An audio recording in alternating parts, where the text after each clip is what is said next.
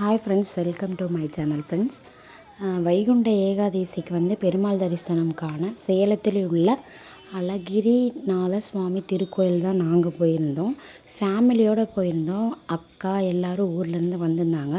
So அதனால் வந்து பார்த்திங்கன்னா ரொம்பவே என்ஜாய் பண்ணோம்.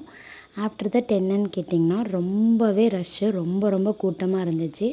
அதேமாதிரி ஸ்பெஷல் தரிசனத்தில் தான் போய் நாங்கள் சாமியை வந்து பார்த்தோம். அதுலேயுமே செம்ம கூட்டமாக இருந்துச்சு. ஒன் பர்சனுக்கு 25 ருபீஸு.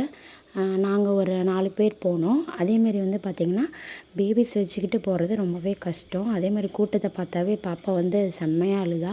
ஃபஸ்ட்டு எக்ஸ்பீரியன்ஸு, ஃபஸ்ட்டு பெருமாளை பார்க்க பாப்பா வந்து ரொம்ப எக்ஸைட்மெண்ட்டாக அண்டு ரொம்பவே ஹாப்பியாக போனால்.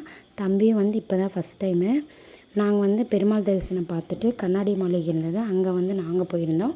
ரொம்பவே ஹாப்பியாக இருந்தது. சுற்றியுமே கண்ணாடியை வந்து வச்சு சாமி வந்து பயங்கரமாக அலங்காரம் பண்ணியிருந்தாங்க.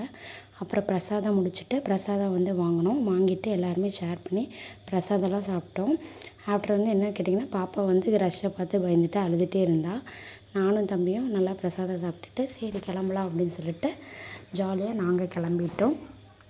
நீங்களும் என்ஜாய் பண்ணிங்களா? வைகுண்ட ஏகாதசி உங்களுக்கு எப்படி போணுச்சுன்னு எனக்கு கமெண்ட் பண்ணுங்கள். பாய்.